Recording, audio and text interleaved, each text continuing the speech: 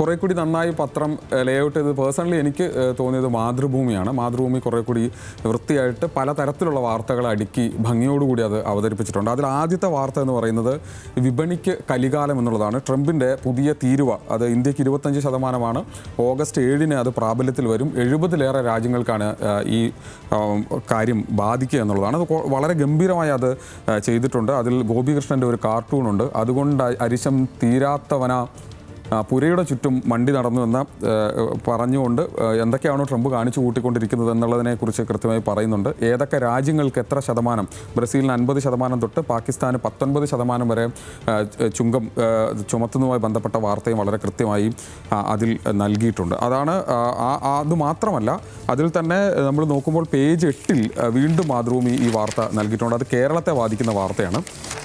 അത് ഇവിടെയുള്ള കയറ്റുമതിയുമായി ബന്ധപ്പെട്ട് സമുദ്ര ഉൽപ്പന്നങ്ങൾ ആ മേഖലയെ തകർക്കും. അമേരിക്കൻ തീരുവ വർധനവ് കേരളത്തെ അടക്കം ബാധിക്കാൻ പോകുന്നത് ആ തരത്തിലാണ്. അമേരിക്കയിലുള്ള കയറ്റുമതിയിൽ കഴിഞ്ഞ വർഷം 90% ചെമ്മീനാണ്. അതിൽ തന്നെ അതൊരു നിർണായകമായ കയറ്റുമതി നടത്തുന്നത് കേരളമാണ്. അതുകൊണ്ട് തന്നെ ഈ തീരുവ കേരളത്തെയും ബാധിക്കുന്നുണ്ട്. അത് മത്സ്യമേഖലയെ ബാധിക്കുമെന്നുള്ള വാർത്തയും വളരെ വൃത്തിക്ക് നൽകിയിട്ട് അതോടൊപ്പം തന്നെ അവസാനത്തെ പേജിൽ വീണ്ടും ട്രംപ് കടുപ്പിച്ച് തന്നെ തീരുവ വാഴ്ത്തിയും പഴിച്ചും ലോകമെന്ന് 12-ാം പേജിൽ വീണ്ടും വാർത്ത നൽകിയിരിക്കുന്നു. അങ്ങനെ ഈ വാർത്ത വളരെ ഗംഭീരമായി ഇന്ന് മാതൃഭൂമി നൽകിയിട്ടുണ്ട്. അത് അടുത്ത കാലങ്ങളിലൊക്കെ സമ്പദ് വ്യവസ്ഥയെ, രാജ്യത്തെ തന്നെ പലതരത്തിൽ സമ്പദ് വ്യവസ്ഥയെ ബാധിക്കുന്ന തരത്തിലൊരു വാർത്ത എന്ന നിലയ്ക്ക് മാതൃഭൂമി അതിനെ കൈകാര്യം ചെയ്തത് വളരെ ഭംഗിയായിട്ടാണ്. മനോരമ പക്ഷേ ഈ വാർത്ത ബിസിനസ് പേജിലാണ് കൊടുത്തിരിക്കുന്നത്. തീരുവ പ്രഹരം പാകിസ്ഥാന് തലോടൽ. അതിനൊരു കുറച്ചും കൂടെ പൊളിറ്റിക്കൽ ആംഗിൾ കൊടുത്തുകൊണ്ടാണ് ആ വാർത്തയെ മനോരമ പ്ലേസ് ചെയ്തിരിക്കുന്നത്. രാജ്യങ്ങൾക്ക് 10 മുതൽ 41% വരെ പുതിയ തീരുവ, പാകിസ്ഥാന് 19%. അതായത് ഇന്ത്യക്ക് 25% തീരുവ ഉള്ളപ്പോഴാണ് 10 മുതൽ 19% വരെയാണ് അവിടെ പുതിയ കരാറുകൾ അമേരിക്ക പാകിസ്ഥാനുമായി ഒപ്പിടുന്നു. ആ തരത്തിലുള്ള കാര്യങ്ങൾ കൂടി മനോരമ പറഞ്ഞിട്ടുണ്ട്. കുറേ കൂടി എക്സ്ട്രീം പൊളിറ്റിക്കൽ രീതിയിലാണ് ദേശാഭിമാനി ഈ വാർത്തയെ കൈകാര്യം ചെയ്തിരിക്കുന്നത്. അത് റഷ്യൻ എണ്ണ വാങ്ങുന്നത് നിർത്തി കേന്ദ്രം, അല്ലെങ്കിൽ അത് നിർത്താൻ പോകുന്നു. അത് അമേരിക്കയുടെ ഇടപെടലിനെ തുടർന്ന് അത് എണ്ണ വാങ്ങുന്നത് നിർത്താൻ പോകുന്നു എന്നുള്ള വാർത്തയാണ്. പക്ഷേ അതല്ല, കേന്ദ്ര സർക്കാർ റഷ്യയിൽ നിന്ന് എണ്ണ വാങ്ങും, അമേരിക്കയുടെ വാദം തള്ളുന്നു എന്നുള്ള വാർത്തകൾ ഇന്ന് രാവിലെ പുറത്തു വരുന്നുണ്ട്. പക്ഷേ അതിനു മുമ്പ് ദേശാഭിമാനി ഇന്നലത്തെ ലീഡ് വെച്ച് കൊടുത്തിരിക്കുന്ന ഒരു വാർത്തയാണത്. മറ്റൊന്ന് മാധ്യമത്തിൽ വന്നിരിക്കുന്ന ഒരു കാർട്ടൂണാണ്. മൈ ഫ്രണ്ട് എന്ന് പറയുന്ന VR രാകേഷിൻ്റെ ഒരു കാർട്ടൂണുണ്ട്. രസകരമായൊരു കാർട്ടൂണാണ്. 25% തീരുവ, പിഴ, വെടിനിർത്തൽ, 5 ജെറ്റുകൾ വെടിവെച്ചിട്ടു, ചത്ത സമ്പദ് വ്യവസ്ഥ എന്നിങ്ങനെ നമുക്ക് അമേരിക്കയിൽ നിന്ന് വലിയ തരത്തിലൊരു തിരിച്ചടി നേരിട്ടു എന്ന തരത്തിലാണ് ആ വാർത്തയെ കൈകാര്യം ചെയ്തിരിക്കുന്നത്. അങ്ങനെ ഈ തീരുവ വിഷയവുമായി ബന്ധപ്പെട്ട് പത്രങ്ങളിൽ പലതരത്തിലുള്ള വാർത്തകളുണ്ട്. അതിൽ കാർട്ടൂണുകളും വളരെ ശ്രദ്ധേയമായ 2 കാർട്ടൂണുകളും ഇന്ന് മലയാളം പത്രങ്ങളിൽ നമുക്ക് കാണാൻ കഴിഞ്ഞു എന്നുള്ളതാണ്. ഈ മറ്റൊന്ന് കന്യാസ്ത്രീകളുടെ അറസ്റ്റുമായി ബന്ധപ്പെട്ട വാർത്തയാണത്. മാതൃഭൂമി ആയിക്കോട്ടെ, അതോടൊപ്പം തന്നെ മനോരമ ആയിക്കോട്ടെ, മറ്റു പത്രങ്ങളിലെല്ലാം അത് വളരെ സജീവമായി തന്നെ ആ വാർത്ത നൽകിയിട്ടുണ്ട്. ദേശാഭിമാനി കുറേ കൂടി കടുപ്പിച്ച് ചതിച്ച് BJP എന്നുള്ളതാണ് ആ വാർത്ത നൽകിയിരിക്കുന്നത് എന്നുള്ളതാണ്. അമിത്ഷായുടെ ഉറപ്പ് വെറും വാക്ക്, ജാമ്യാപേക്ഷയിൽ വിധി എന്നുള്ളതാണ്. സാങ്കേതികമായി ഈ അറസ്റ്റുമായി ബന്ധപ്പെട്ട് BJP ഇപ്പോൾ പറയുന്നൊരു കാര്യം, അല്ലെങ്കിൽ ജാമ്യവുമായി ബന്ധപ്പെട്ട് BJP പറയുന്ന കാര്യങ്ങളെയാണ് എല്ലാ പത്രങ്ങളും ഇന്ന് കൈകാര്യം ചെയ്തിരിക്കുന്നത്. 3-നും 4-നും LDFൻ്റെ പ്രതിഷേധം കേരളത്തിലുണ്ട് എന്നുള്ള വാർത്തയും ദേശാഭിമാനി അതിൽ കൊടുക്കുന്നുണ്ട്.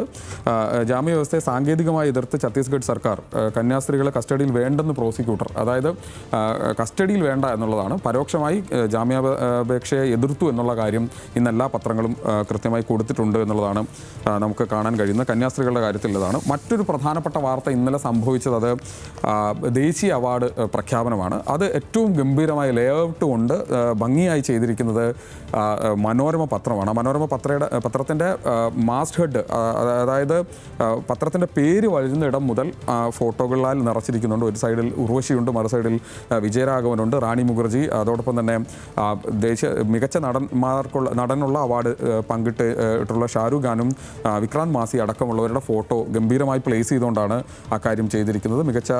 ഉർവശി മികച്ച സഹനടി, വിജയരാഘവൻ സഹനടൻ എന്നുണ്ട്. അതിനൊപ്പം തന്നെ മുഖ്യമന്ത്രിയുടെയും VD സതീശൻ്റെയും, പ്രതിപക്ഷ നേതാവ് VD സതീശൻ്റെയും ഒരു കോട്ടും ഇതിനകത്തുണ്ട്. കേരളത്തെ അപമാനിച്ചു. അത് കേരള സ്റ്റോറിക്ക് മികച്ച ചിത്രത്തിനുള്ള അവാർഡ് നൽകിയതുമായി ബന്ധപ്പെട്ട കാര്യങ്ങളാണ്. കേരളത്തെ അപകീർത്തിപ്പെടുത്താനും വർഗീയത പരത്താനും നുണകളാൽ പടുത്ത ദ കേരള സ്റ്റോറിക്ക് പുരസ്കാരം സമ്മാനിച്ചതിലൂടെ ഇന്ത്യൻ സിനിമയുടെ ശ്രേഷ്ഠ പാരമ്പര്യത്തെയാണ് ജൂറി അവഹേളിച്ചത്. വർഗീയ അജണ്ട നടപ്പാക്കാനുള്ള സംഘപരിവാർ തീരുമാനമാണ് അവർ നടപ്പാക്കുന്നതെന്ന് മുഖ്യമന്ത്രി പറയുന്നു. കേന്ദ്ര സർക്കാർ ലക്ഷ്യമിടുന്നത് വിദ്വേഷ ക്യാമ്പയിനാണെന്ന് വ്യക്തമാക്കുന്നത് കേരള സ്റ്റോറിക്കുള്ള പുരസ്കാരം എന്ന് VD സതീശനും പറയുന്നുണ്ട്. അതാണ് മനോരമ കുറേ കൂടെ ഗംഭീരമായി, അല്ലെങ്കിൽ അവർ അതിനാണ് കൂടുതൽ സമയം അല്ലെങ്കിൽ സ്പേസ് ചെലവാക്കിയതെന്ന് തോന്നുന്നു. അത് ഈ പത്രത്തിൽ നമുക്ക് കാണുമ്പോൾ അതാണ് തോന്നുന്നത്. മാതൃഭൂമിയാണെങ്കിൽ അതൊരു സൈഡിൽ മലയാളത്തിന് പൂക്കാലം എന്നുള്ളതാണ്. പൂക്കാലം സിനിമയ്ക്കാണ് വിജയരാഘവന് ഇത്തവണ മികച്ച സഹനടനുള്ള അവാർഡ് കിട്ടിയത്. അതുകൊണ്ട് തന്നെ മലയാളത്തിന് പൂക്കാലം എന്നുള്ള ഒരു വളരെ 2 കോളത്തിൽ വളരെ നീളത്തിലാണ് ആ വാർത്ത അവിടെ കൊടുത്തിരിക്കുന്നത്.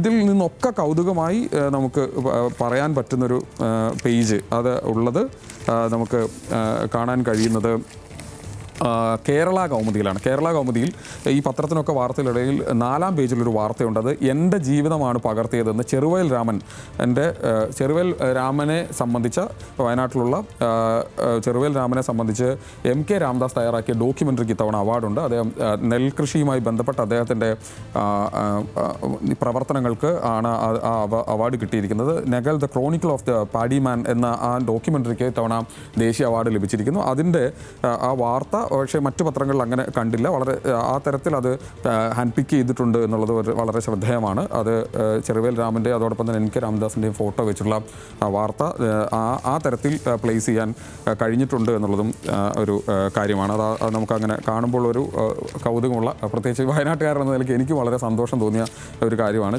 ചെറുവേൽ രാമേട്ടൻ്റെ അടുത്തൊക്കെ ഇടയ്ക്ക് പോകുന്നതുകൊണ്ട് നമുക്കത് കാണുമ്പോൾ അത് സന്തോഷമായിട്ട് തോന്നി. അതോടൊപ്പം തന്നെ നമുക്ക് പിന്നെ ദേശീയ വാർത്തകൾ അങ്ങനെ വരുമ്പോൾ ഹിന്ദുവിലെ 2 വാർത്തകൾ, അത് മറ്റു പത്രങ്ങളിൽ അതിന് ഫ്രണ്ട് പേജിൽ കാണാത്ത 2 വാർത്തയാണ്. അതിലൊന്ന് പ്രജ്വൽ രേവണ്ണയുടെ വാർത്തയാണ്. Prajwal Revanna convicted of rape, sentencing today. ഇന്നാണ് പ്രജ്വൽ രേവണ്ണയ്ക്ക് ശിക്ഷാവിധി ഉണ്ടാവുക. കഴിഞ്ഞ ദിവസം നമ്മുടെയൊക്കെ വാർത്തകൾ ഇന്ന് ന്യൂസ് മലയാളത്തിൻ്റെയൊക്കെ നമുക്ക് എല്ലാവരും ഇന്ന് ഹെഡ്ലൈൻ ആയിട്ടുള്ളൊരു വാർത്തയാണ്. അത് പക്ഷേ മലയാളം പത്രങ്ങളിലൊന്നും മുൻ പേജിൽ കണ്ടില്ല എന്നുള്ളതും തൊട്ടടുത്തുള്ള സൗത്ത് ഇന്ത്യയിൽ തന്നെ തൊട്ടടുത്ത സംസ്ഥാനത്ത് നടന്ന ഒരു വിഷയത്തിൽ അതും വളരെ പ്രധാനപ്പെട്ട ഒരാളുടെ വാർത്ത അത് ഫ്രണ്ട് പേജിൽ കണ്ടില്ല എന്നുള്ളതുകൊണ്ടാണ് അത് ഹിന്ദു അത് വളരെ കൃത്യമായി പറഞ്ഞിട്ടുണ്ട്. മറ്റൊന്ന് ബീഹാർ വോട്ടർ പട്ടികയുമായി ബന്ധപ്പെട്ടതാണ്. Draft roll for Bihar is out, voters dip by 65 lakh എന്നാണ്. 65 ലക്ഷത്തോളം വോട്ടേഴ്സിൻ്റെ എണ്ണത്തിൽ കുറവുണ്ടായിട്ടുണ്ടെന്നുള്ള വാർത്ത ഉൾപേജുകളിലുണ്ട്. മലയാളം പത്രങ്ങളുടെ ഉൾപേജുകളിൽ ആ വാർത്തയുണ്ട്. പക്ഷേ ഹിന്ദു അത് വളരെ പ്രാധാന്യത്തോടുകൂടി 4 കോളം വാർത്തയായി ഫ്രണ്ട് പേജിൽ തന്നെ കൈകാര്യം ചെയ്തിട്ടുണ്ട് എന്നുള്ളതൊന്ന് പരാമർശിച്ചു പോകാൻ വേണ്ടി ആ കാര്യം പറഞ്ഞതാണ്. മറ്റൊന്ന് VC നിയമനവുമായി ബന്ധപ്പെട്ട വാർത്തയാണ്. അതെല്ലാ പത്രങ്ങളിലും തന്നെ VC നിയമന വാർത്തകൾ ഇന്നുണ്ട്. അത് ഏറിയും കുറഞ്ഞും പല സ്ഥലങ്ങളിലായ വാർത്തകൾ ഇന്ന് നൽകിയിട്ടുണ്ട്. പക്ഷേ ദേശാഭിമാനി അത് കുറേ കൂടി വലിയ ഇതിലാണ്. സുപ്രീം കോടതിയെ വെല്ലുവിളിച്ച് ഗവർണർ എന്നുള്ളതാണ്. സിസയ്ക്കും ശിവപ്രസാദിനും വീണ്ടും നിയമനം എന്ന തരത്തിൽ അത് കുറേ കൂടി വലിപ്പത്തിൽ കൊടുത്തിട്ടുണ്ട്. രാജ്ഭവനിൽ നിന്ന് ഉത്തരവിറക്കി മിനിറ്റുകൾക്കകം ഇരുവരും ചുമതലയേറ്റു. സർക്കാർ നൽകിയ 3-അംഗ പാനലിൽ നിന്നല്ല ഇവരെ നിയമിച്ചത്. താൽക്കാലിക നിയമനം റദ്ദാക്കണമെന്നാവശ്യപ്പെട്ട് മുഖ്യമന്ത്രി ഗവർണർക്ക് കത്ത് നൽകി എന്നിങ്ങനെ ദേശാഭിമാനി വളരെ വലിപ്പത്തിൽ 4 പേജിൽ ഏറ്റവും പ്രധാനപ്പെട്ട വാർത്തയായി കൈകാര്യം ചെയ്തിരിക്കുന്നത് ആ വാർത്തയാണ് എന്നുള്ളത് നമുക്ക് കാണാൻ കഴിയും.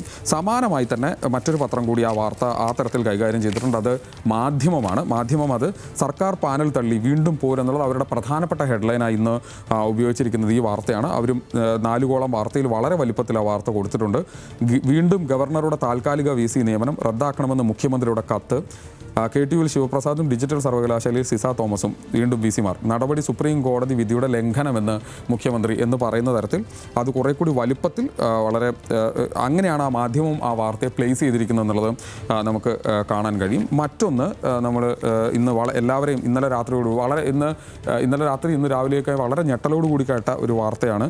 അത് കലാഭവൻ നവാസിൻ്റെ അദ്ദേഹം ഹോട്ടൽ മുറിയിൽ മരിച്ച നിലയിൽ ഉള്ള വാർത്തയാണ്. അത് എല്ലാ പത്രങ്ങളിലും ഇന്ന് മുൻ പേജിൽ തന്നെ ഉണ്ട്. അദ്ദേഹത്തെ സംബന്ധിച്ച് മിമിക്രി കാലം തൊട്ട് വളരെ ഗംഭീരമായി പെർഫോം ചെയ്തിരുന്ന മിമിക്രി വേദികളെ വളരെയധികം പെർഫോം ചെയ്തിരിക്കുക. എന്നാൽ ഒരു ഇടവേളയ്ക്ക് ശേഷം സിനിമയിൽ അങ്ങനെ അവസരം ലഭിക്കാതെ പോവുകയും ചെയ്ത ഒരു നടനാണ്. വീണ്ടും അദ്ദേഹം സിനിമയിൽ സജീവമായിക്കൊണ്ടിരിക്കുന്ന ഒരു കാലത്താണ് അദ്ദേഹത്തിന് ഇങ്ങനെ ഒരു ഇതുണ്ടെന്ന് വ്യക്തിപരമായി തന്നെ അദ്ദേഹത്തിൻ്റെ സൗഹൃദം അല്ലെങ്കിൽ അദ്ദേഹത്തിൻ്റെ അനിയന്മാരും അങ്ങനെയൊക്കെ സൗഹൃദമൊക്കെ ഉള്ള ആളുകളെ സംബന്ധിച്ച് വലിയ ദുഃഖം ഉണ്ടാകുന്ന വളരെ ഞെട്ടലുണ്ടാക്കുന്ന ഒരു വാർത്തയാണ്. മലയാള സിനിമാ ലോകം അല്ലെങ്കിൽ പൊതുസമൂഹം ഒട്ടാകെയും ആ വാർത്തയിൽ വലിയ ദുഃഖം ഉണ്ടാകും. ന്യൂസ് മലയാളത്തിൻ്റെ പ്രത്യേകം ആദരാഞ്ജലി ഈ ഘട്ടത്തിൽ അറിയിക്കുകയാണ്. മറ്റൊന്ന് നമ്മൾ കണ്ടതുപോലെ തന്നെ ഒരു നമുക്ക് ഇടയ്ക്കിടയ്ക്ക് കാണാൻ കഴിയുന്ന ഒരു കാര്യം, കേരള കൗമുദി വാർത്തകളെ അല്ലെങ്കിൽ പിക്ക് ചെയ്യുന്നത് ഒരു വളരെ രസകരമായിട്ടാണ്. ഇന്നും ഫ്രണ്ട് പേജിലൊരു വാർത്തയുണ്ട്. അധ്യാപകർക്ക് വനം വകുപ്പിൻ്റെ പരിശീലനം, പാഠം 1 പാമ്പ് പിടുത്തം എന്നുള്ളതാണ് ആ വാർത്ത. അത് മറ്റെവിടെയും കാണാത്ത ഒരു വാർത്തയാണ്. അത് 2 കോളം വാർത്തയാണ്, വളരെ ചെറിയ വാർത്തയാണ്, പക്ഷേ അത് വളരെ രസകരമായി നമുക്ക് തോന്നും. സംസ്ഥാനത്തെ സ്കൂൾ അധ്യാപകർക്ക് അടിയന്തര ഘട്ടങ്ങളിൽ ശാസ്ത്രീയവും അപകടരഹിതവുമായി പാമ്പ് പിടിക്കാനുള്ള പരിശീലനം നൽകാൻ ഒരുങ്ങി വനം വകുപ്പ്. ഓഗസ്റ്റ് 11 പാലക്കാടാണ് ഒരു ദിവസത്തെ പരിശീലനം. അതായത് ഈ മഴക്കാലമാവുന്ന ആ ഘട്ടങ്ങളിലൊക്കെ അല്ലെങ്കിൽ സ്കൂൾ തുറന്ന സമയങ്ങളിലൊക്കെ ഇത്തരത്തിൽ ഉള്ള പാമ്പ് ശല്യവും മറ്റും ഉണ്ടാകുന്ന ഒരു വാർത്തകൾ പലപ്പോഴും നമ്മൾ കേൾക്കാറുണ്ട്. ആ വാർത്തയെ അല്ലെങ്കിൽ അത്തരം ഒരു കാര്യത്തെ ആണ് ഇപ്പോൾ ഒരു അധ്യാപകർക്ക് പാമ്പ് പിടുത്തത്തിനുള്ള പരിശീലനം നൽകുമെന്നുള്ള വാർത്ത 1-ാം പേജിൽ കേരള കൗമുദി വളരെ രസകരമായി എഴുതാം. ഇന്ന് കേരള കൗമുദിയിൽ അത്തരത്തിൽ 2 വാർത്തകൾ മറ്റു പത്രങ്ങളില്ലാത്ത 2 വ്യത്യസ്തമായ വാർത്തകൾ കണ്ടു എന്നുള്ളതും ഒരു കാര്യമാണ്. പിന്നൊന്ന് 2 ഫോട്ടോകളാണ്. അത് 2 പത്രങ്ങളിലാണ് പ്രധാനമായും ഇന്ന് കണ്ടത്. അതൊന്ന് ദേശാഭിമാനിയിലും മറ്റൊന്ന് മാതൃഭൂമിയിലുമാണ് ആ വാർത്ത കണ്ടത്. 2 പത്രങ്ങളിൽ ആ വാർത്തയുണ്ട്. 2-ാം പേജിലുള്ള വാർത്തയാണ്. 2 ഫോട്ടോകളാണ്. അത് രസകരമായ ഫോട്ടോയാണ്. ഒന്ന് ഇനി കാത്തിരിപ്പ് ബിരിയാണിക്കായി എന്നുള്ളതാണ്. ഫ്രൈഡ് റൈസ് മുതൽ പായസം വരെയാണ്. സ്കൂളുകളിൽ പുതുക്കിയ ഉച്ചഭക്ഷണ മെനുവുമായി ബന്ധപ്പെട്ടാണ് വാർത്ത. അതിൽ ആ ഫോട്ടോകൾ കാണുമ്പോൾ നമുക്ക് ഭയങ്കര രസകരമായി തോന്നും. അതുപോലെ തന്നെയാണ് ദേശാഭിമാനിയിലും ആ ഫോട്ടോ ഉണ്ട്. മനം നിറച്ച് എന്നുള്ള, എല്ലാവരും വെള്ളം കുടിക്കുകയും ഭക്ഷണം വിളമ്പുകയും ഒക്കെ ചെയ്യുന്ന തരത്തിൽ ആ വാർത്ത വളരെ ഗംഭീരമായി 2 പത്രങ്ങളിൽ കൊടുത്തിട്ടുണ്ട്. മറ്റൊന്ന് ദേശാഭിമാനിയിൽ തന്നെ 4-ാം പേജിലുള്ള ഒരു വാർത്തയാണ്. മറ്റു പത്രങ്ങൾ കാണാത്തത് കൊണ്ടാണ്. സിനിമ കോൺക്ലേവ് ഇന്ന് എന്നുള്ള വാർത്ത ദേശാഭിമാനി കൊടുത്തിട്ടുണ്ട്. അത് മറ്റു പത്രങ്ങളിൽ അങ്ങനെ നമ്മൾ കണ്ടില്ല. ഇന്ന് സിനിമ കോൺക്ലേവ് തുടങ്ങും. രാവിലെ 10 മണിക്ക് മുഖ്യമന്ത്രി ഉദ്ഘാടനം ചെയ്യുമെന്നുള്ള വാർത്ത മറ്റു പത്രങ്ങളിൽ കണ്ടില്ല. ഇത് ഇന്ന് ദേശാഭിമാനിയിൽ ആ വാർത്തയുണ്ട് എന്നുള്ളതാണ്. അങ്ങനെ മറ്റ് പല പത്രങ്ങളിലും നമ്മൾ കണ്ടതും അല്ലെങ്കിൽ ചില പത്രങ്ങളിൽ കാണാതെ പോയതുമായ വാർത്തകളാണ് നമ്മൾ കണ്ടത്. ഏതായാലും ഞാൻ ആദ്യം പറഞ്ഞ പോലെ തന്നെ മാതൃഭൂമി കുറേ കൂടി മെച്ചപ്പെട്ട രീതിയിൽ അതിൻ്റെ വാർത്തകളുടെ അലൈൻമെൻറ്റിൽ നന്നായി നിൽക്കുന്നുണ്ട്. പക്ഷേ മനോരമയെ സംബന്ധിച്ചിടത്തോളം അവരുടെ ഇത്തരത്തിലുള്ള അല്ലെങ്കിൽ എൻ്റർടൈൻമെൻറ്റുമായി ബന്ധപ്പെട്ട് അല്ലെങ്കിൽ അതിൻ്റെ പേജ് അലൈൻമെൻറ്റുമായി ബന്ധപ്പെട്ട് വളരെ ഗംഭീരമായി ഇന്ന് ദേശീയ പുരസ്കാരം വാർത്തയും വളരെ ഗംഭീരമായി അലൈൻ ചെയ്തതും കാണാം.